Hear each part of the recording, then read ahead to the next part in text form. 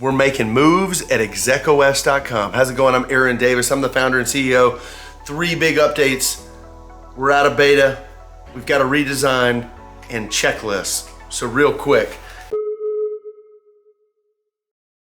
ExecOS was, I originally came up with the idea for ExecOS for my own needs. I have a small rental portfolio.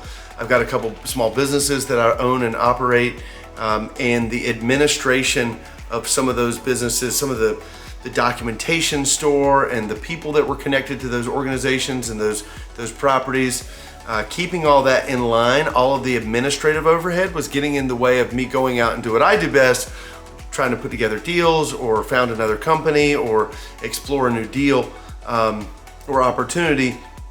That administration was getting in the way of my growth and my ability to move the ball forward.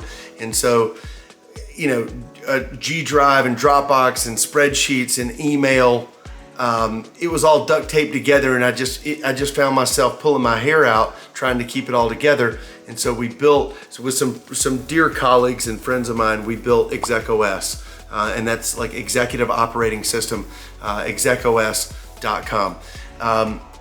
We started this project at the beginning of the pandemic. So early 2020 had been sort of an idea percolating in my mind for about 1.5 years, 2 years prior, as my real estate portfolio began to grow. And so we really started in earnest as the pandemic began to really bear down, March, April, and we went into lockdown. My friends, he was like, hey, look, we're in lockdown. There's nowhere to go. There's nothing to do. Let's go to work. And that's exactly what we did. And we began to build ExecOS. It was in pure development, just sort of a private, it was us in the, we referred to it as the cave, right? We were just in there toiling away, building, coding, writing, designing for about 1 year. And so right at the top of 2021, we had a product that we were ready to release, and we were going to invite people to begin to try. And so we were in beta January, February. I'll need to go back and look at the exact dates, but top of the year, 2021, we went into beta.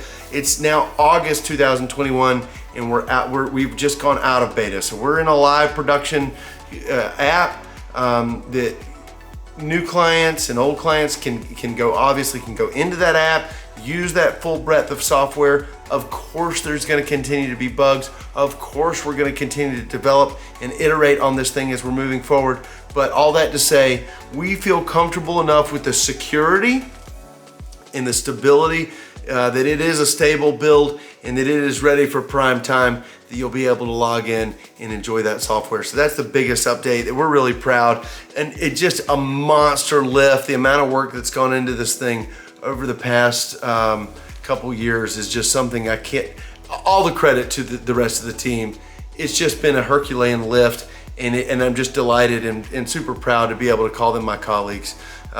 So that's the first thing, we're out of beta. Second thing, as it relates to development and iterating and this sort of thing, with the coming out of beta, we've got sort of a redesigned look for the homepage, some of the landing pages, the blog, and that's going to be deployed in the next couple days. That'll continue to be iterated on into the future as we continue to get feedback and check out analytics to understand how can we put our best foot forward and convey the value, the true value that we provide to an end user, our client, and what that means. So that's the second update. And then the third one is checklists. One of the great things about ExecOS that is just terrific is the way that it's not infinite, customizable, color-coded, category, labeled different pieces and connections, infinite number of nested folders and files.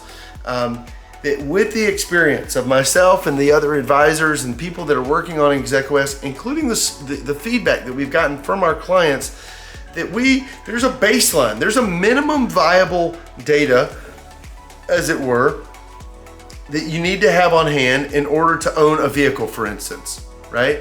There's a minimum viable data, the minimum data, the baseline information that you need to have a rental house, right? And contractors.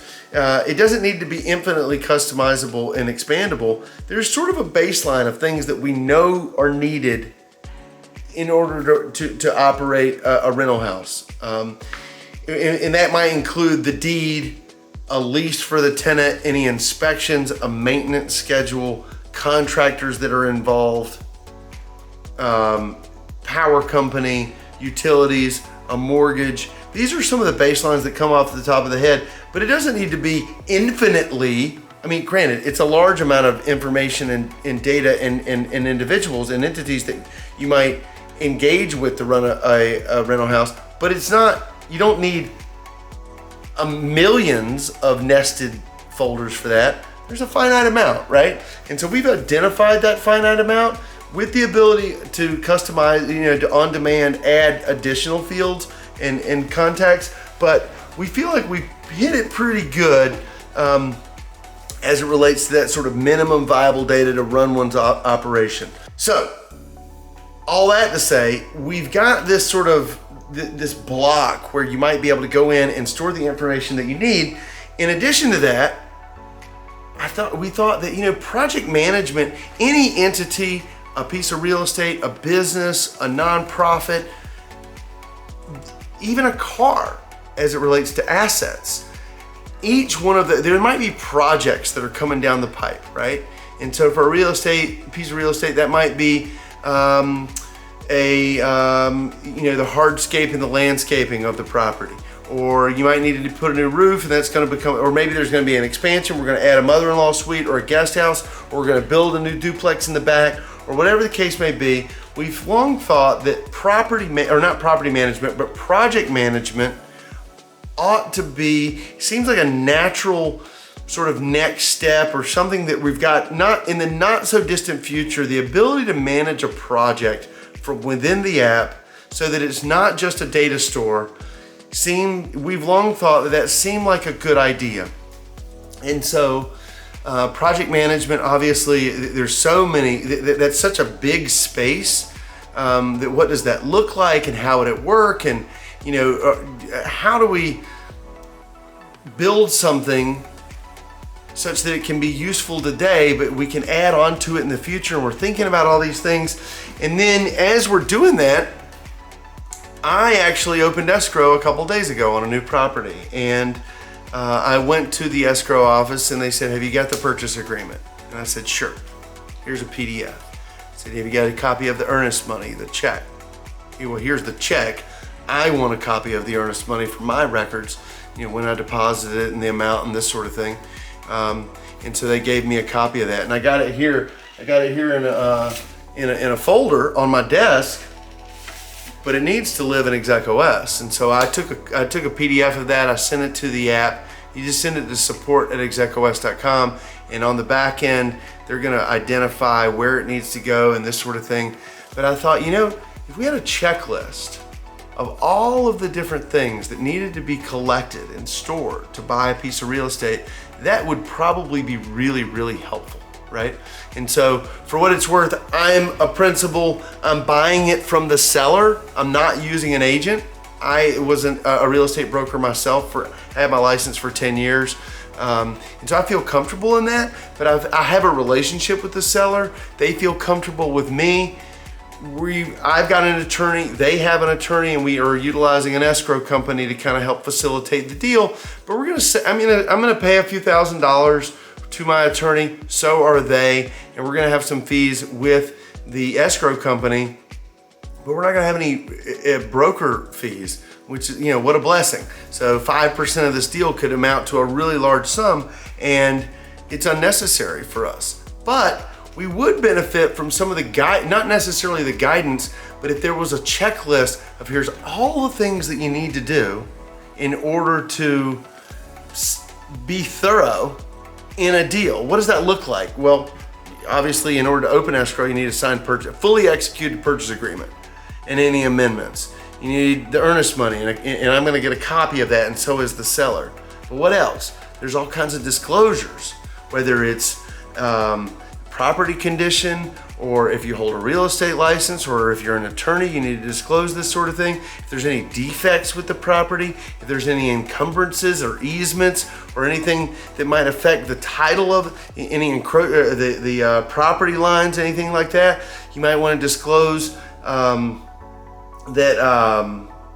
What else might you want to disclose? Megan's Law disclosure and lead paint disclosures. All these sort of things, you want to include those disclosures, and as you do it, and different states, by the way, have different laws that pertain to which disclosures are statutory, right, and which ones aren't. But any disclosures that you get, you'll want to take that, put it in the app. Having that on the checklist is going to be great. What else? Inspections, termite inspection, property inspection, appliance, roof, HVAC, all these things. You might hire an inspector specifically for that, or have a whole house inspection. That report goes in the app. An appraisal. The bank is going to want to do an appraisal. If you're getting financing. If you're not getting financing, you still may want to get an appraisal such that you can understand what the market says, or what a market expert might say that the property is worth. So appraisal, closing documents. If there's leases involved with a tenant that is there, you'll want to get copies of that. There's all that. You might want to get an inspection. If it's a commercial property, you may want to have a phase 1 environmental. All of these documents are going to go in the app, and that is going to be a checklist that will evolve, I would imagine, over time to include reminders and updates, and the ability I've put in my part, and then Sam Seller, you put in your part, and that checks, and then we get a notification. These are just brainwaves that we've had as it relates to this property, the project management, but we're beginning to build that now. So that's the third update, is we're going to have a property acquisition or an escrow checklist that'll be inside the app, and it'll be integral as part of the app. And then once the deal closes, then that becomes an entity just like any other entity inside the app, and you'll be able to add banking information and mortgage and reminders and tax information, and where to send the tax and when to send the tax, all this sort of thing. That's all going to be in the app, and it'll bring all of that stuff over from the escrow checklist into the entity inside the app, and everything is going to be exactly where you need it. The whole thing, it's all there.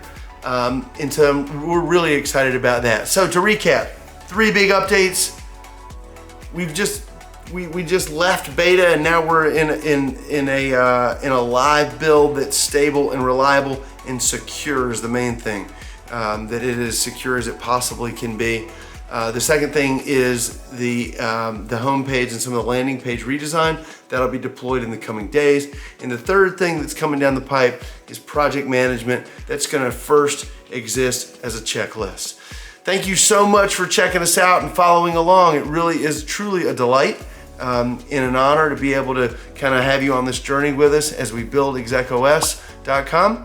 ExecOS is a wealth management platform to help manage your assets, those people that are connected to them, and then the people in your team that are enlisted to help service those. So if any of that is of interest, you can sign up at ExecOS.com. You can send us an email at support@ExecOS.com, or check us out on your favorite social media networks as we move forward.